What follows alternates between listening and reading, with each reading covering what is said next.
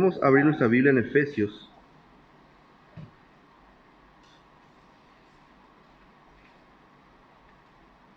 En Efesios capítulo 1. Vamos a dar lectura desde el versículo 3 al versículo 14, en el nombre de Jesús. Dice así su palabra.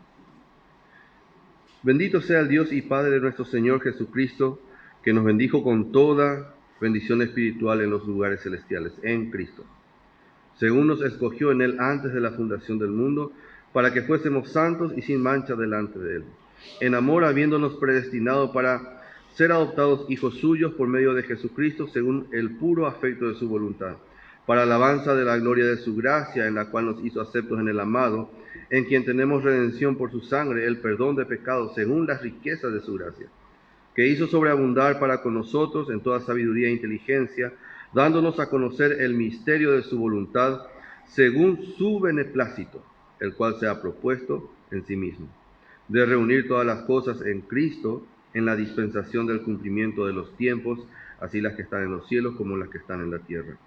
En Él asimismo tuvimos herencia, habiendo sido predestinados conforme al propósito del que hace todas las cosas, según el designio de su voluntad, a fin de que seamos para alabanza de su gloria nosotros los que primeramente esperábamos en Cristo.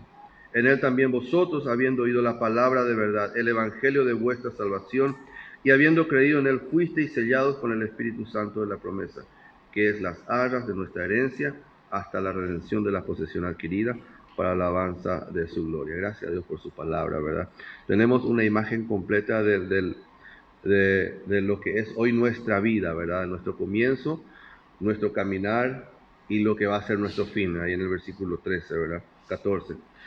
Y hemos estado compartiendo, creo que mensaje atrás, acerca de la implicancia y la verdadera importancia de esta doctrina que hoy sutilmente también de repente, si no tomamos consejo, afecta bastante la mirada que tenemos del evangelio que vivimos, ¿verdad? Que es la doctrina de la predestinación. Y es bastante sutil, ¿verdad? Porque, gracias a Dios, es parte fundamental también de la doctrina de la gracia. Y lo que tenemos, ¿verdad? El conjunto doctrinal, el documento, el material, por decirlo así, contempla esta doctrina, este aspecto bastante interesante. Y es interesante porque básicamente veíamos viendo, aparte de lo que nosotros doctrinalmente creemos, que hay otras corrientes, ¿verdad?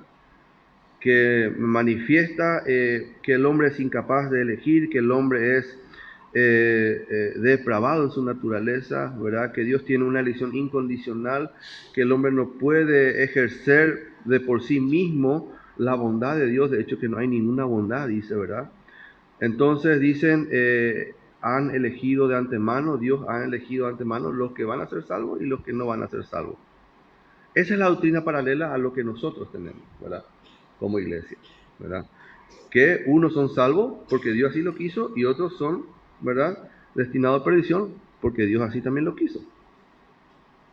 Y vemos que esta doctrina verdaderamente tiene mucha implicancia en nuestra vida del desarrollo del evangelio en cada uno de nosotros. Y no sé si vamos a llegar hoy, pero es bueno entender. Ahora, la palabra predestinar significa determinar de antemano, ¿sí? Decidir con antelación. Eso es lo que significa la palabra predestinación. Ya lo habíamos visto en Romanos 8:28, también tenemos al 30, tenemos esa porción que habla acerca de este, por decirlo así, de este evento. Ahora, cuando hablamos de la predestinación, cuando consideramos la predestinación, es imposible que demos el paso siguiente también si no consideramos lo que es, por un lado, la soberanía de Dios, que Dios es soberano, y por el otro lado, lo que la mayoría de los hermanos lo llaman el libre albedrío, ¿verdad? La soberanía de Dios dice que Él es soberano, que Dios es Dios, que Dios hace y deshace porque Él es soberano.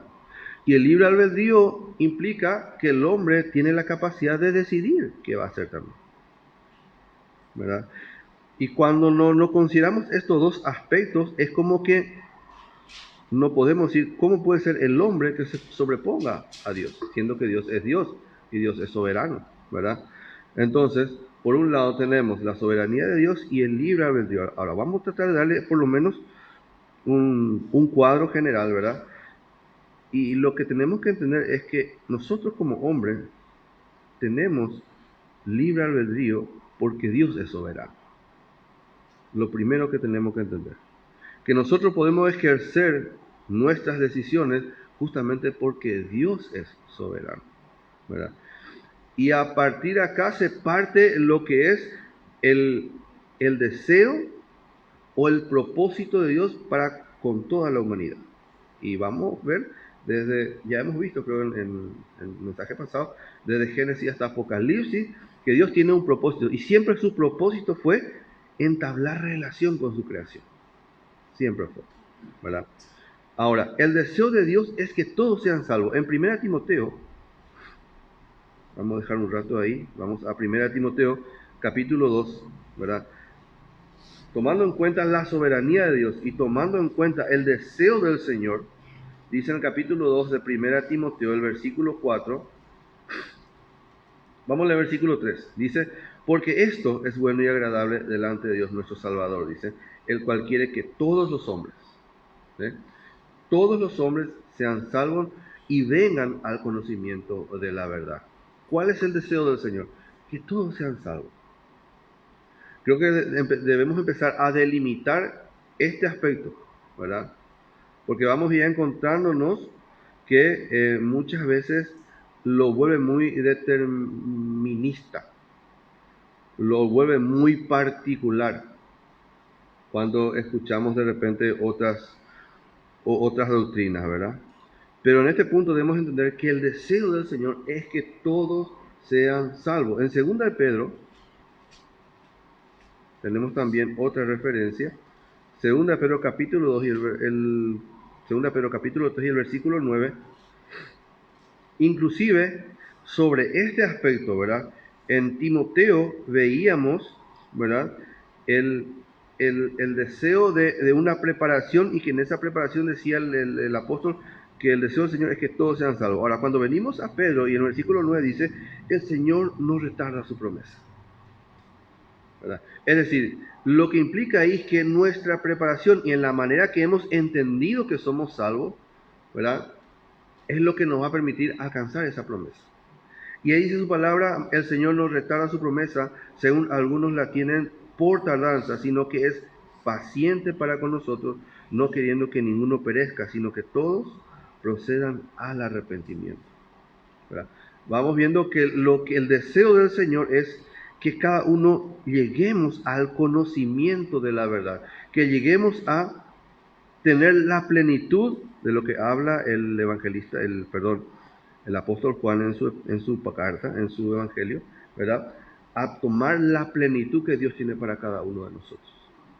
Porque sin esa plenitud, nuestra carrera es deficiente. De hecho, que no vamos a poderlo. Y cada día hay una lucha que usted y yo tenemos, ¿verdad?, con nosotros mismos para acercarnos más a Cristo. Y si no logramos tomar esa plenitud, la cual es el deseo del Señor, es imposible que demos el siguiente paso.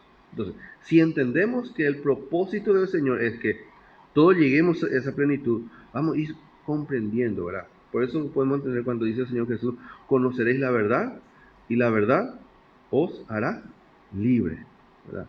Yo me pregunto, ¿cómo puede ser que podamos vencer si no estamos en libertad? Es imposible. Entonces viene Cristo y dice, bueno, van a conocer la verdad y esta verdad les va a permitir vivir en libertad, de tal manera que el yugo sea fácil, ¿verdad?, que la carrera sea fácil. ¿Por qué? Porque Él va a llevar nuestras cargas. De lo contrario va a ser imposible. Ahora, en Tito capítulo 2 y el versículo 11,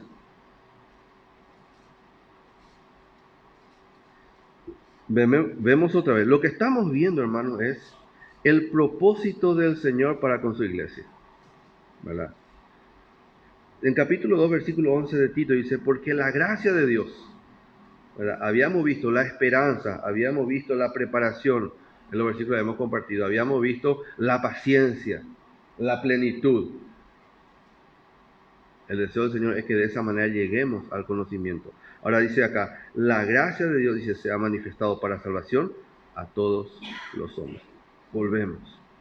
El deseo del Señor, el deseo soberano de Dios es que todos lleguen al arrepentimiento, que todos sean salvos. Y esa es una de las bases principales de la doctrina de la predestinación. Ahora, una cosa sí tenemos que dejar por lo menos asentado. Desde que el mundo es mundo, ¿verdad? Dios ha escogido a quien salvar. Si vamos en Génesis, ¿verdad? Ha seleccionado, ha elegido por medio de quién y cómo y cuándo salvará al hombre, ¿verdad?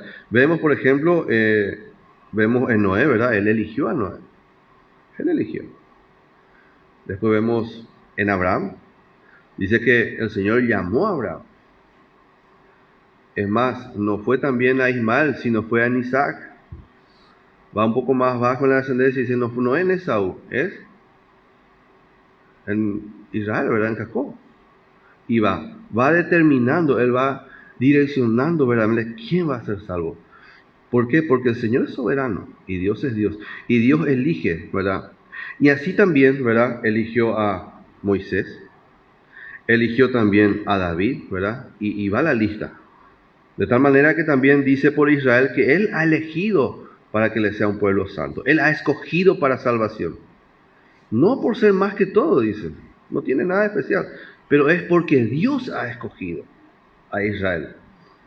Ahora, lo que tenemos que preguntarnos es, ¿verdad? ¿Será que eso indica, ¿verdad?, que hoy día el Señor pueda elegir quién pueda ser salvo y no? Porque por un lado ya hemos visto, quiere que todo venga al arrepentimiento, pero tenemos el testimonio de que el Señor siempre ha elegido, ¿verdad? Entonces, hay una gran diferencia, ¿verdad? Y ahora, del otro lado de la tortilla, como siempre decimos, hemos visto, Dios elige, pero el hombre en esa condición también es incapaz, ¿verdad?, por su propia naturaleza, de buscar o entender salvación. El hombre, por naturaleza, aún, y podemos ver, hermano, aún los salvados, ¿verdad? ¿Por qué la iglesia no está llena? Porque el hombre en su naturaleza le cuesta entender lo que ha recibido, la gracia que ha recibido, ¿verdad? Entonces, lo que debemos entender es que el hombre es incapaz, y vemos esta en Romanos capítulo 3, el apóstol Pablo describe un poco nuestra naturaleza en cuanto a esta condición.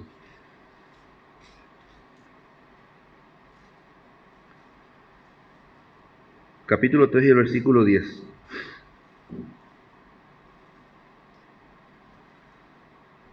Dice, como está escrito, dice, no hay justo ni aun uno, no hay quien entienda, no hay quien busque a Dios. Todos se desviaron, a una se hicieron inútiles, no hay quien haga lo bueno, no hay ni siquiera uno. Esta es la condición del hombre. El hombre en su naturaleza es incapaz de buscar a Dios, por su naturaleza. Ahora, cuando hablamos de predestinación en el Señor, ¿verdad?, vemos los dos aspectos interesantes. El Señor quiere que todos sean salvos. Y por un lado, el hombre es incapaz por sí mismo, ¿verdad?, de buscar lo bueno, porque a todos se hicieron inútiles. Pero, aún así, en esa soberanía, porque una cosa es que Dios en su completa y soberana potestad ha elegido a quien salvar. Y vemos, por ejemplo, en el caso de Israel, ha elegido salvar a Israel. ¿Quiere decir que hoy también Él elige a quien salvar? Y no. Y esa es la gran diferencia.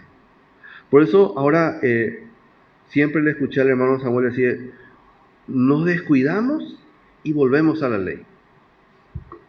Cualquier cosa y volvemos a la ley, ¿verdad? Y en los pactos anteriores, ¿verdad?, como hemos dado el ejemplo, como luego ver los versículos, ¿verdad?, el Señor ha elegido. El Señor ha elegido quién salvar. Levantaré esto de aquí, levantaré esto de allá, elegir este pueblo para mí. No va a ser en fulano, no va a ser en fulano. Ha elegido por su sola potestad, Porque Dios es Dios, ¿quién iba a elegir? Porque decimos, ¿por qué Israel y no otro pueblo? ¿Por qué Israel? ¿Por qué Ismael y por qué Ismael, verdad? Eligió a Isaac en vez de Ismael. Eligió a Jacob en vez de Esaú. ¿Cuál es la razón? ¿Verdad? Y el apóstol Pablo, ahí en Romanos capítulo 8, capítulo 9, vamos a leer un poco, nos da un poco más de claridad en estos aspectos, ¿verdad? Porque decíamos, en los pactos anteriores, el Señor venía eligiendo, direccionando quién o por medio de quién iba a llegar la salvación, por lo menos en ese aspecto temporal para su pueblo. Y dice en el versículo 20, ¿verdad? Dice, más antes, oh hombre, dice, 9:20 de Romanos, más antes, dice, oh hombre, ¿quién eres tú para que alterques con Dios? Dirá el vaso de barro al que lo formó, ¿para qué me has hecho así? ¿O no tiene potestad el alfarero sobre el barro para hacer de la misma masa un vaso de honra y otro para deshonra? Y esta es la realidad. Dios es Dios, ¿verdad? Ahora, muchas veces escuché usar esta referencia para decir que Dios, si quiere elegir, va a elegir. Pero en esta parte estamos entendiendo que el apóstol está hablando de lo que había pasado justamente con Esaú. En el versículo 11 dice, pues no habían aún nacido, ni habían hecho aún ni bien ni mal, para que el propósito de Dios conforme a la elección permaneciese. No por las obras, sino por el que llama, esto es Dios mismo. Dice, se le dijo, el mayor servirá al menor, como está escrito, a Jacob amé, más a Esaú aborrecí. Entonces vemos cómo él por su propia elección y por su propia soberanía, él determinó eso. Y dice el apóstol Pablo, ¿quién es el hombre para contender contra Dios? ¿Por qué debemos contender contra Dios? Por eso es que cuando el hermano dice, y no descuidamos y volvemos a la ley, aún hasta hoy contendemos con el Señor. Aún hasta hoy nos cuesta entender que Dios es soberano. Y aún hasta hoy, primero, no sé si peleamos con nosotros o ya peleamos con el Señor. Para entender su propósito, ¿verdad? Por eso dice, el versículo 22 dice, ¿y qué si Dios, queriendo mostrar su ira y hacer notorio su poder, soportó con mucha paciencia los vasos de ira preparados para la destrucción? Versículo 23, y para hacer notorias las riquezas de su gloria, la mostró para con los vasos de misericordia que él preparó de antemano para la gloria. Y acá hay una doble comparación que el apóstol Pablo está haciendo. Porque en el versículo 24 dice, a los cuales también ha llamado, esto es, a nosotros, no solo a los judíos, sino también a los gentiles. Entonces vemos por un lado que el Señor ciertamente ha elegido, dice, a judíos, a un pueblo para sí mismo, a Israel, ¿verdad? Para su pueblo. Pero llegado a este punto dice también eligió otro pueblo, los gentiles. Entonces podemos entender que no es que elige a uno del grupo, elige al grupo para que sea salvo. Porque en el versículo 22 habla de Israel, cuando dice, queriendo mostrar su ira y hacer notorio su poder. Por medio de quien el Señor mostró gran poder. 40 años en el desierto. ¿De qué manera, a qué pueblo sacó de Egipto? Con gran poder, ¿verdad? De tal manera que las demás naciones, dice, conocían cómo Israel había sido libertado por medio del poder de Jehová y tenían miedo. Pero cuando vienen los gentiles, en el versículo 23 dice, y para hacer notorias las riquezas de su gloria. Cambia nuestro estado, hermano. Cambia el tipo de llamamiento que tenemos cada uno. Porque nosotros fuimos llamados para gloria, ¿verdad? Es lo que leíamos en Efesios capítulo 1, ¿verdad? Dice, la mostró para con los vasos de misericordia que él preparó de antemano para la gloria. Esto es, dice el apóstol Pablo, a los cuales también ha llamado, dice, esto es a nosotros, no solo a los judíos, sino también a los gentiles. Por eso, hermano, nosotros podemos decir que somos vasos de misericordia, por la sola potestad de que Dios nos llamó a ser beneficiados con la gracia de Dios en Cristo Jesús. Pero todo este privilegio, todo esto es para que podamos recibir en Cristo, ¿verdad? La salvación para los judíos ha sido determinado por Dios. pero para los gentiles hemos sido elegidos para recibir por gracia. Por eso es que cuando venimos al nuevo pacto podemos entender que ya es en Cristo. Y ahí cambia. Porque todas las cosas que el Señor nos puede dar, nos va a dar en Cristo. Ahora, en Juan capítulo 3,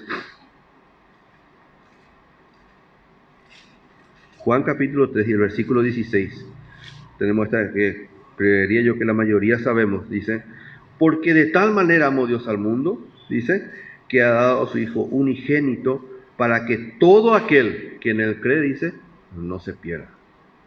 Todo aquel que en él cree no se pierda. Y en el capítulo 6 de Juan, el versículo 40, dice, y esta es la voluntad del que me ha enviado, que todo aquel que ve al Hijo y cree en él, tenga vida eterna, y yo le resucitaré en el día postrero. Entonces, en la manera que entendamos cómo hemos llegado a Cristo, dice, va a depender de la gracia que recibiremos, de la promesa que tenemos cuando vamos a ser resucitados. Ahora dice, lo interesante es cuando dice que todo aquel que ve al Hijo. La pregunta es, dice, quiere que todos sean salvos. Dice, que los gentiles han sido llamados para salvación. La pregunta es, ¿todos los gentiles son salvos? ¿Sí o no? ¿Todos los gentiles son salvos? No, ¿verdad? ¿Por qué? ¿Porque Dios así lo determinó o porque los gentiles rechazaron? En Juan capítulo 3 y el versículo 18 dice, el que en él cree, dice, no es condenado, pero en el que no cree ya ha sido condenado porque no ha creído en el nombre del unigénito Hijo de Dios. Entonces, el hecho de que no todos los gentiles gocen de la salvación no es porque Dios no lo ha proveído, no es porque Dios nos ha puesto a disposición, sino es porque nosotros, cada uno de nosotros no tenemos la capacidad de salvar, no tenemos la capacidad de bondad, no tenemos la capacidad salvífica de hacer alguna obra de bien, aunque sea moralmente correcto. Lo que sí tenemos y lo que sí el Señor nos dio es una capacidad de elección. Usted y yo. Y eso pasa cada día. Podemos o elegir para bien o elegir para mal, ¿verdad? Ahora, Dios en su soberanía, así como los judíos, también ha elegido a los gentiles que sean salvos, pero en Cristo. Ahora, cada uno decidimos, ¿verdad?, si ser parte de esa elección. Dicen los hermanos que manejan esta otra doctrina, que es bastante fuerte y que ha agarrado la mayoría del cristianismo. Dice que Dios elige a cada uno para ser salvo, porque Él es Dios. Y es peligroso eso, hermano. Peligroso que podamos, y va a afectar, ¿verdad?, todo eso. Volvemos a Efesios.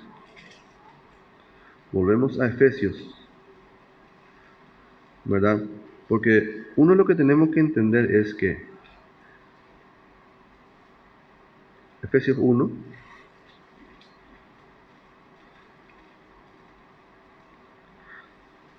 ¿en qué radica la importancia de que entendamos estos puntos? Aunque tú no creas, hermano, dice que el enemigo anda como león rugiente.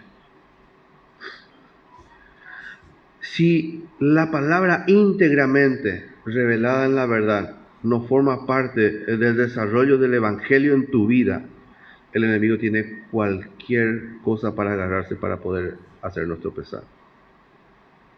Entonces, si no tenemos la verdad así como Dios la revela, ¿cuál es la libertad que vamos a gozar? ¿Cuál es la seguridad que puedo tener yo? Porque si estamos diciendo que Dios puede elegir, por un lado, ¿verdad? Paralelo. Si estamos diciendo que Dios elige a uno para salvación y otro para perdición, y aún en mi salvación yo tropiezo, entonces por ende estamos diciendo también que ese tropiezo es causal de Dios. Y su palabra dice que Dios no tienta a nadie. Entonces, se está tergiversando las Escrituras para llegar a un entendimiento tal vez que no es muy íntegra con la verdad revelada.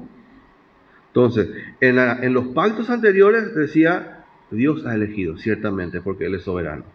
Y un montón de versículos vamos a tener. Que Dios ha elegido, porque Él así lo dijo. Y decía el apóstol Pablo, ¿quién es el barro para contender con el Señor? Pero cuando viene el nuevo pacto por medio de Cristo, dice, en Cristo todos los demás son salvos.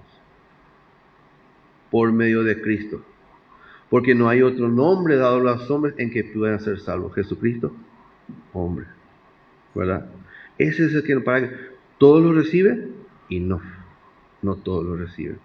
Lastimosamente, ¿verdad? Entonces, ahora, dice, bendito sea Dios Padre nuestro Señor Jesucristo, en el versículo 3. Que nos bendijo con toda bendición espiritual en los lugares celestiales, según nos escogió en Él antes de la fundación del mundo. Ya cuando vemos, y vemos, por ejemplo, cuando vemos allá en la redención que hubo en el huerto de Edén, ya vemos un tipo de redención que el Señor estaba preparando en su mente para estos tiempos. Y dice su palabra que tantos profetas anhelaban ver qué tiempo y qué cosa el Señor había provisto para este tiempo en el cual nosotros estamos teniendo. Por eso es que muchos no pueden entender cuál es la gracia que recibimos. O por qué recibimos una gracia si somos tan pecadores. Que aún en medio de nuestro pecado y nuestras faltas y nuestros desprecios al Señor y nuestra ofensa al Señor. Porque ofendemos al Señor cada día. Cuando me levanto y no doy una sonrisa en mi rostro, estoy ofendiendo al Señor. Porque Él me dice, gozaos. Y si estoy en Cristo tengo que estar gozoso, dice. Cuando venimos a la iglesia, no cantamos, ofendemos al Señor. Yo me pregunto, ¿por qué no hay una iglesia que levanta la mano para cantar, para alabar, para glorificar al Dios Todopoderoso? Ofendemos al Señor. Y cuando hacemos de esa manera, ¿verdad? Estamos acurrucando a nuestra vieja carne. ¿Por qué voy a acurrucar a mi vieja carne si todo lo que he recibido, lo he recibido por gracia, sin merecerlo? Y no más que nadie. Entonces, esa predestinación, esa bendición espiritual en los lugares celestiales, que he sido escogido ya desde un tiempo de una eternidad pasada, hoy ha sido manifiesto por medio de Jesucristo. Por eso dice, en el versículo 5, dice, en amor habiéndolos predestinados para ser adoptados hijos suyos.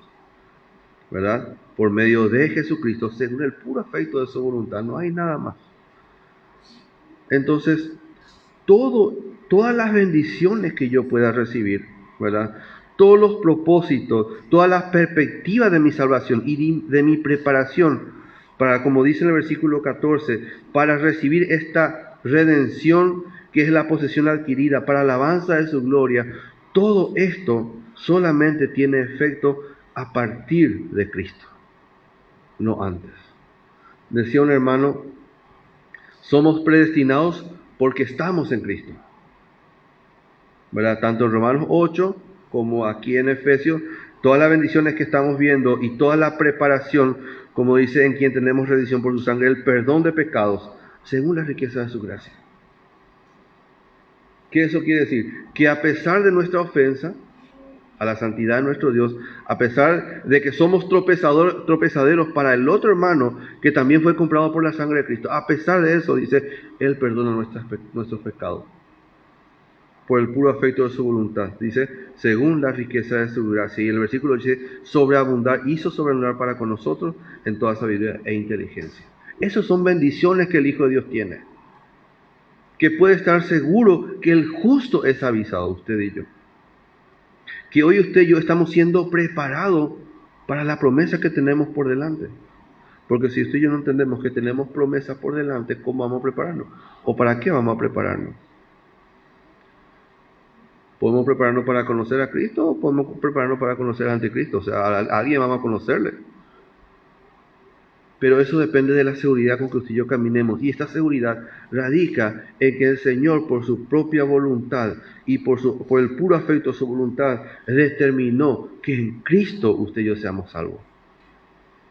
De que podamos recibir, de que podamos direccionar, ¿verdad?, esta salvación que hemos, pero por medio de Cristo.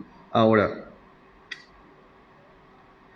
en el versículo 10 dice, de reunir todas las cosas en Cristo en la dispensación del cumplimiento de los tiempos, así las que están en los cielos como las que están en la tierra.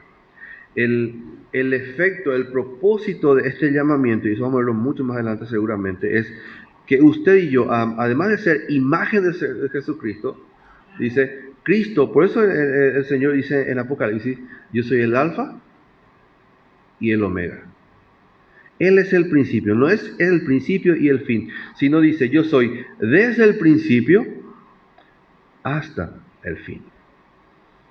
Por eso podemos entender cuando dice él, yo os enviaré este Consolador y estarán con ustedes para siempre. No los dejaré solos, no nos dejó huérfanos, ¿verdad? Porque tenemos la plenitud de la vida de Cristo, si la aprovechamos, ¿verdad? Desde el principio. ¿Cuál es el principio? Y cuando usted y yo hemos creído. El propósito de Dios se gestó mucho antes, dice. Pero la victoria y la herencia y todas las bendiciones que usted y yo hemos recibido fue desde Cristo. Y fue por Cristo. Dice el apóstol Pablo en Colosenses que Él es la cabeza de todo principado. Y todas las cosas lo puso por debajo de Él. Todas las cosas lo puso por debajo de Él. Y nosotros somos su cuerpo, dice. Entonces, en esa condición, esta predestinación hizo posible que usted y yo podamos gozar. Y no solo gozar, disfrutar del privilegio de ser llamado hijo de Dios, sino también dar a conocer para aquellos que todavía no la tienen. Porque si yo digo que yo fui elegido solamente por Dios,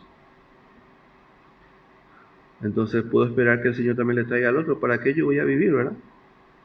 Por eso es que la importancia que radica de que podamos tener claridad en estos temas, porque tu fe práctica, tu evangelio claro, tu vida de Cristo va a ser aún más claro si esto se asienta en tu corazón.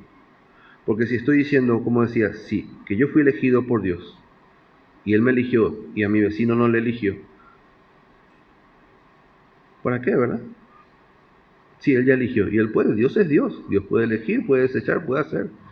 Pero en su soberanía Él permitió que nosotros podamos tener la capacidad de elegir. Ahora, entonces, ¿cómo se aplica esta? Y vamos a hacer nuestra pregunta, ¿verdad? ¿Cómo se aplica la predestinación, ¿verdad?, desde el punto de vista determinista, ¿verdad? Contrastando con esto, ¿verdad? ¿Cómo se aplica a nuestra vida práctica, al evangelio práctico? Porque si Dios determina la salvación de antemano para algunos y la perdición para otros, ¿será que la gracia sigue siendo gracia? ¿Verdad? Porque hemos recibido por pura gracia nosotros la salvación.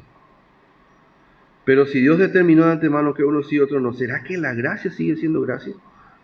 ¿Será que va a tener el verdadero valor y real importancia que podamos decir, somos salvos por gracia?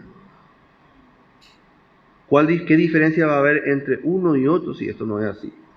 Es más, ¿será que la fe va a ser eficiente como lo es? Porque ¿qué nos prepara en este tiempo? La fe, dice. La fe es lo que nos da la capacidad en la manifestación del Espíritu Santo de ser perfeccionados a imagen de Cristo. Pero si la predestinación lo tomamos en forma determinista, es decir, que Dios hizo esto, ¿será que la fe tiene real importancia en nuestra vida? Porque así como fuimos elegidos, también Dios tiene el poder para prepararnos como Él quiere.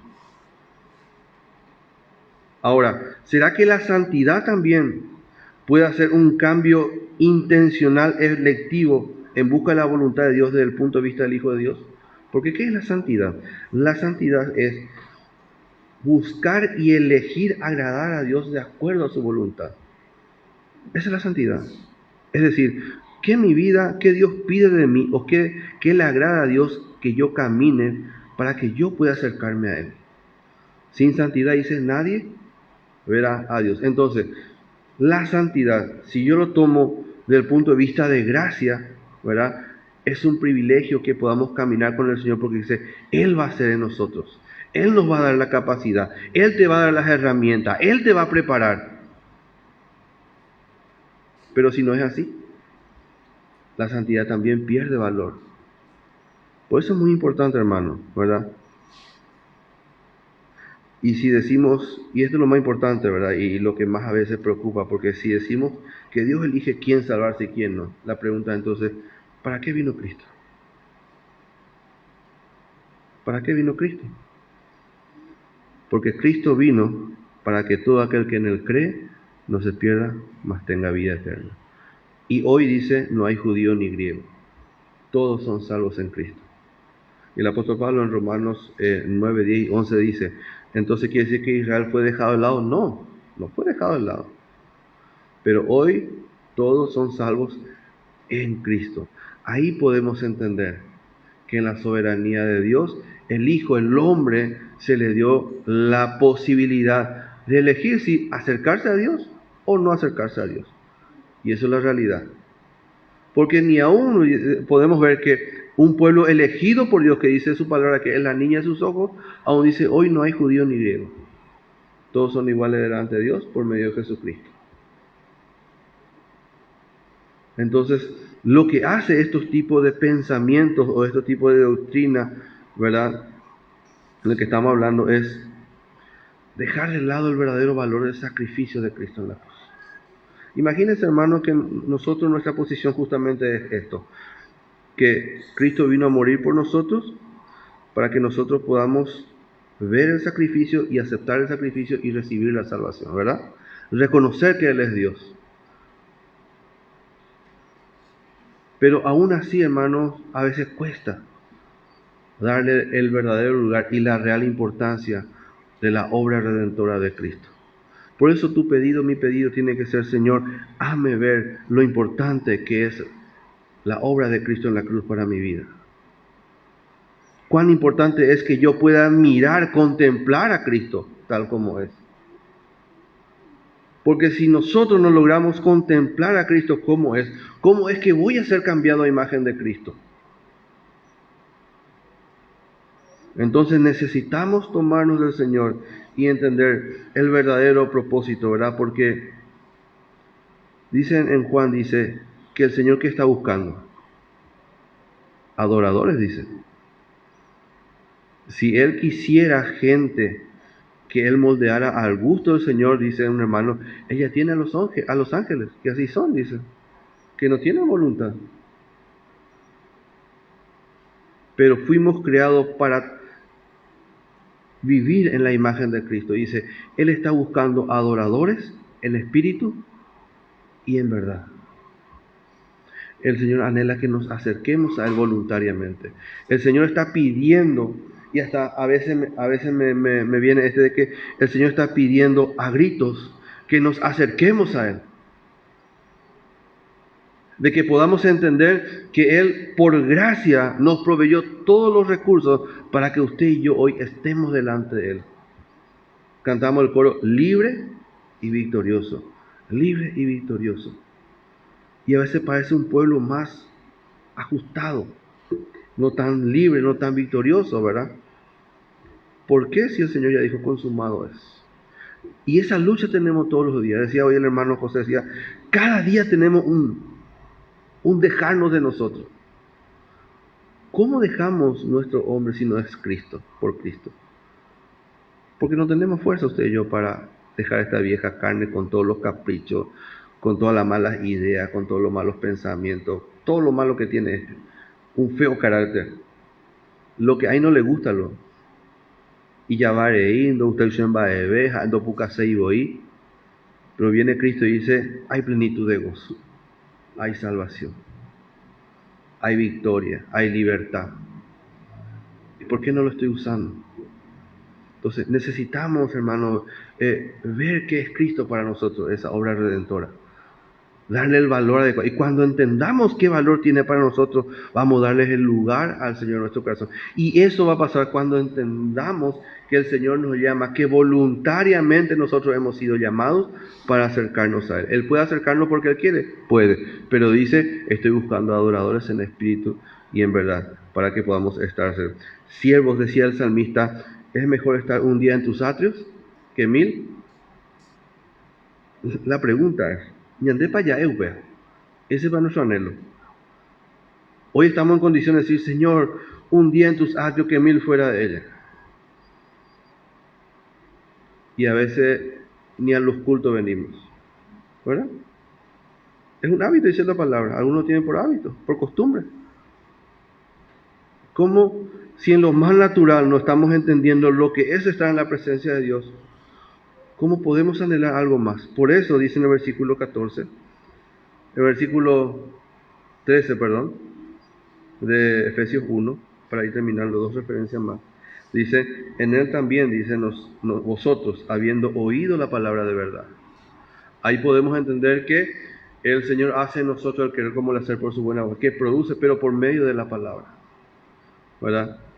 Pero hemos elegido nosotros, hemos considerado que fuimos elegidos por el Señor en Cristo. ¿Cuándo somos desechados? Decía Juan, cuando rechazamos la verdad. ¿Cuál es nuestra condenación? Dejar de lado a Cristo. Aún hoy como creyentes, ¿cuál es nuestra condenación, por decirlo así? ¿Cuál es nuestro tropiezo? Dejar de lado a Cristo. Esa es la condenación. No hay otra cosa. Entonces hemos sido llamados y elegidos por el Señor para ser imagen de Cristo y en Cristo. Porque el deseo del Señor es que todos sean salvos. Y esa salvación recibir por una decisión. De tal manera no podemos ser adoradores en espíritu, no podemos acercarnos voluntariamente. Y el Señor lo que anhela que nos acerquemos. Por eso dice, habiendo oído la palabra de verdad, el evangelio de vuestra salvación. Y dice, y habiendo creído, dice, en él fuisteis sellados con el Espíritu Santo de la promesa. Habiéndonos acercado porque hemos creído lo que hemos escuchado. Usted y yo hemos escuchado la verdad y eso nos acerca al Señor. Y eso, y para que vean cuán importante es que podamos entender este proceso o cómo el Señor trabaja con nuestra vida. Dice el versículo 14 que las arras de nuestra herencia, hablando del Espíritu Santo, que usted y yo hemos recibido, dice, hasta la redención de la posesión adquirida para la alabanza de su gloria.